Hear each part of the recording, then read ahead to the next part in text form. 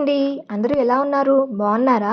ఈరోజు మీకు మునగాకు పప్పు చూపిద్దాం అనుకుంటున్నానండి. ఇదిగోండి మునగాకు.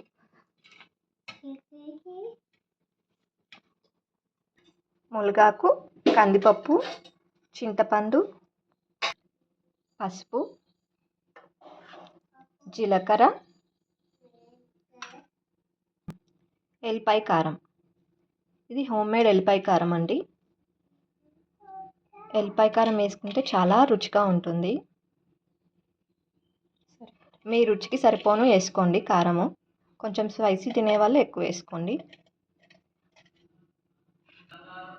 ఆయిల్ అండి, పొంగకుండా పప్పు త్వరగా ఉడకడానికి ఆయిల్ వేసుకో అంటే ఇవన్నీ వేసుకొని ఇప్పుడు కుక్కర్ మూత పెట్టుకుందామండి. ఇది చేదు ఉంటుంది అనుకోకండి, పప్పు చాలా టేస్ట్గా ఉంటుంది. నేను చెప్పిన కొలతలో వేసుకోండి. పప్పు కుక్కర్ పెట్టుకొని 3 విజిల్స్. ఇదిగోండి స్టవ్ వెలిగించాను. 3 విజిల్స్ వచ్చే వరకు ఉంచుకుందాము. 3 to 4 విజిల్స్ వేయించుకోవాలి. అంటే మీ పప్పు సాఫ్ట్గా ఉండేవాళ్ళు 4 విజిల్స్, బాగా సాఫ్ట్గా ఉడకాలనుకునేవాళ్ళు. ఇదిగోండి పప్పు ఇలా ఉడికిపోయిందండి.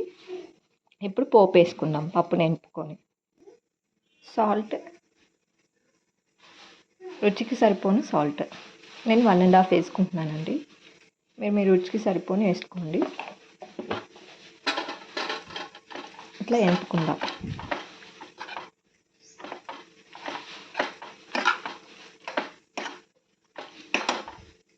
ఇప్పుడు పోపు వేసుకుందామండి.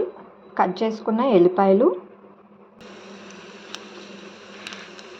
జీలకర్ర, ఆవాలు,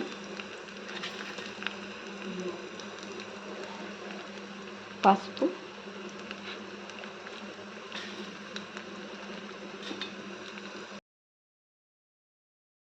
ఎండుమిర్చి. పోపుకి ఎండుమిర్చి, కరివేపాకు, ఎల్లిపాయ, ఉల్లిపాయ, జీలకర్ర, ఆవాలు, పసుపు కొంచెం వేసుకోవాలండి.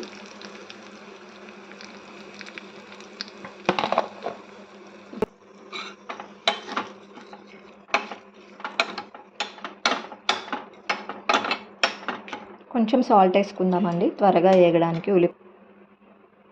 కొంచెం సాల్ట్,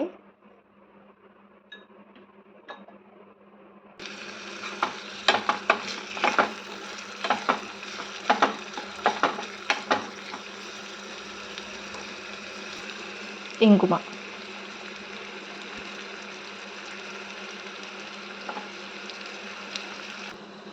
పోపు రెడీ అయిపోయిందండి. ఇప్పుడు పప్పులోకి షిఫ్ట్ చేసుకుందాం పోపుని.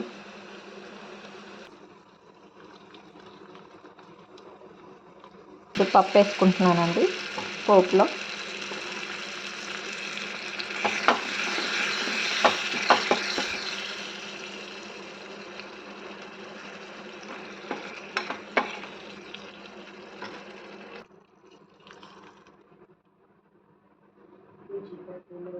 అంతే అండి, రుచికరమైన మునగాకు పప్పు రెడీ అయిపోయిందండి.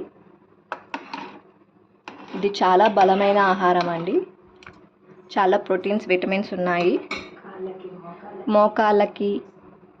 ఇది మోకాలు నొప్పులు ఉన్న వాళ్ళు తింటే చాలా మంచిదండి. మోకాల్లో గుజ్జు పెంచుతుంది, మోకాలకి బలం తెస్తుంది. ఇది చిన్నపిల్లలకైనా పెట్టుకోవచ్చండి, ఎవరైనా తినొచ్చు. ఇలా పప్పు రూపంలో, పచ్చడి రూపంలో, అవి కూడా మీకు నెక్స్ట్ వీడియోలో చేసి పెడతాను. ఇంకా నా ఛానల్ ఎవరైనా సబ్స్క్రైబ్ చేసుకోకపోతే ప్లీజ్ సబ్స్క్రైబ్ చేసుకోండి, లైక్ కొట్టండి, షేర్ చేయండి. Thanks for watching. బాయ్ అండి. మీరు కూడా ట్రై చేయండి ఈ మునగాకు పప్పు. చాలా సింపుల్ అండ్ ఈజీ రెసిపీ.